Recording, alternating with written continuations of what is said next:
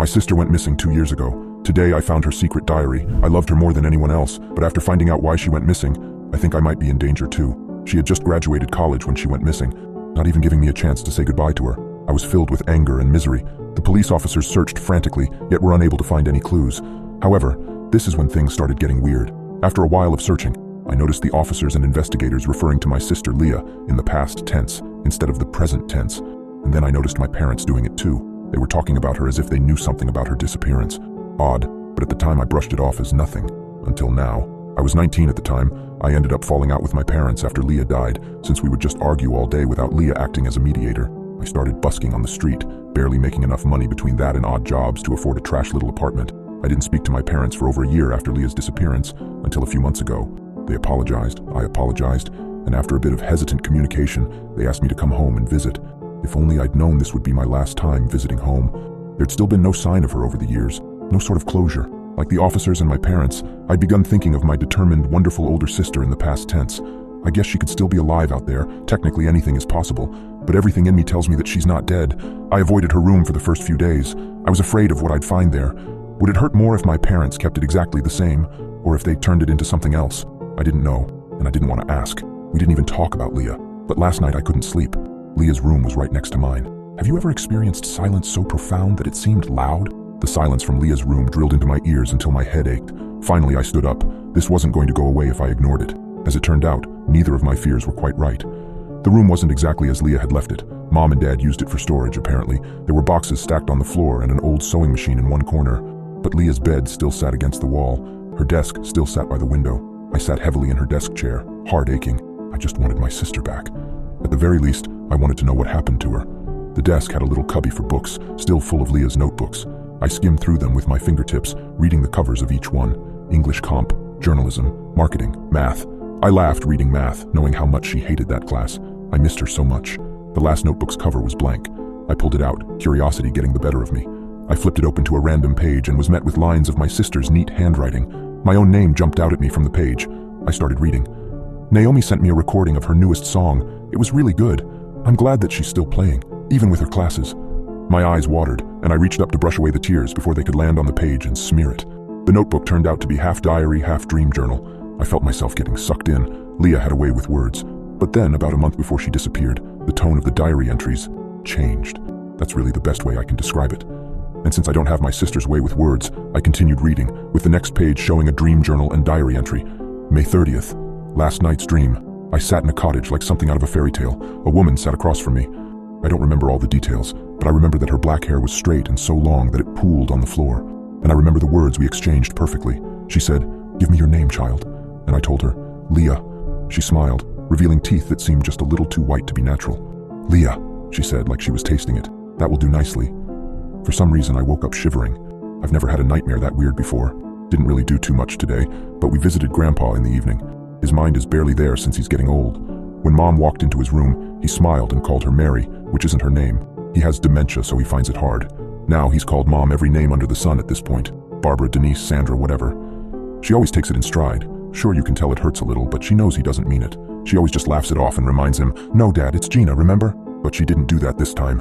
She stumbled back like he'd slapped her, and tears welled up in her eyes. She had to rush from the room before she started sobbing. I tried to go after her, but Dad put a hand on my shoulder, told me that he'd take care of it, and that I shouldn't mention it to her when I got back. It really left some kind of bad taste in my mouth. I don't know. Something was wrong. I wiped the tears from my eyes as I read. My granddad is gone now, but he was lovely. I wish my sister had just spoken to me about her nightmares and her problems. Maybe I could have helped her, but I continued reading, terrified of what was going to come next. June 3rd. Mom's been acting weird. Ever since that thing with Grandpa happened, she's been weird, nervous, on the verge of tears. It feels like she's avoiding people, avoiding me at least. She walks out of the room whenever I walk into it. Dad won't tell me anything. So with nowhere else to turn, I decided to call in the big guns. I called Aunt Emily. Aunt Emily knows all the family gossip and can't resist sharing it at literally the slightest provocation. So I knew that if anyone would be able to tell me who Mary is, it would be her. She got really quiet as soon as I asked, though. She asked, "Where did you hear that name?" After I explained what happened, she sighed. "Your poor mother," she said. "Mary was her older sister. She went missing. Lord, it must have been decades ago by now. They were really very close, heartbreaking. I didn't know what to say. Mom always told us that she was an only child. I get not wanting to talk about something that was traumatic, but outright lying. I want to know more about this." I stopped reading. It was getting harder and harder each page I read.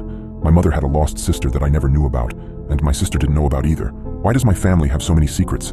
I still needed clues to where she went missing, so I continued. June 6th. I finally found something on Mary. Google had nothing, libraries had nothing. But eventually, I remembered those commercials for that ancestry website that's supposed to help you find news and records of old relatives and stuff, and I tried that. That actually turned something up. A small obituary for Mary Bennett. The obituary explained that while no evidence of Mary's death was ever found, after so many years with no leads or contact, the family has decided to declare her dead. The obituary was their attempt to move on. My heart sank, reading that.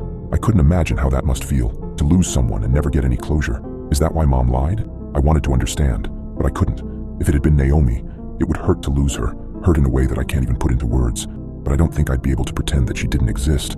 I'd have to keep her memory alive somehow. I don't know. I'm not judging or anything, or I'm not trying to, but I don't understand. So later on, I went back on that ancestry website. I don't really know why. I just keep trying to wrap my head around all of this, I guess. But I'm left with more questions than answers. Grandma had an older sister that went missing, too. And so did her mom. I don't know how far back this goes. Some of the records just aren't there, but there are a lot of missing eldest daughters in our family tree. I want to believe it's a coincidence. I really, really do, but I don't know if I can. That dream I had a few nights ago in the cottage, I can still smell it. I broke down even more into tears. I'm surprised my mother didn't come into the room from hearing me wailing in tears. I started putting together the pieces from the diary, but I didn't want to believe it. I flicked onto the next page. It was another dream journal, this time even weirder than the last. Something was starting to go horribly wrong. June 8th. Last night's dream. The cottage again. It was even worse than last time. There were cobwebs everywhere, and it smelled sickly sweet like rotten fruit. Only the woman sitting across the table from me seemed unchanged. "What is this place?" I asked. "You're home, soon enough," the woman replied. "Not that I think you'll have much time to spend in it. We have so much planned for you, Leah." From outside the window, I heard laughter. Laughter and the sounds of the forest. "Why are you doing this?" I cried out. I wanted answers. I wanted something. The closure that my mom never got, maybe. "A debt as old as time, dear child," the woman replied. "Paid in the flesh of the firstborn." "I don't want to die," I cried. I'd never felt so hopeless. What little skepticism I managed to cling to during my waking hours disappears entirely in these dreams. The woman smiled. "Who said anything about dying, Leah?" I realized what was happening. "Paid in the flesh of the firstborn," she said. "Leah was my mother's firstborn. This couldn't be happening. Surely this wasn't true." June 16th. The dreams come every night now. I can't bring myself to write them down. They're getting more solid. Before, they felt like dreams, but not anymore. I can smell, taste, and touch everything I encounter. Sometimes it's my waking hours that feel like dreams. There was one more entry. I flicked the page knowing exactly what was going to come. June 24th. She's coming tonight. I'm not ready, but I have to be. I can smell the rotting wood, hear laughter just beyond the walls. This world seems insubstantial now, like a sheer curtain hiding a world of depravity. I don't know. I just don't know what to say. I feel like I should have some last words or something, but I don't. I can't think of a single thing to say. I'm sorry. I don't know what to do. I've just gotten pregnant a few weeks ago with my boyfriend. It's going to be our firstborn child. I can't shake the fear that my baby might be next.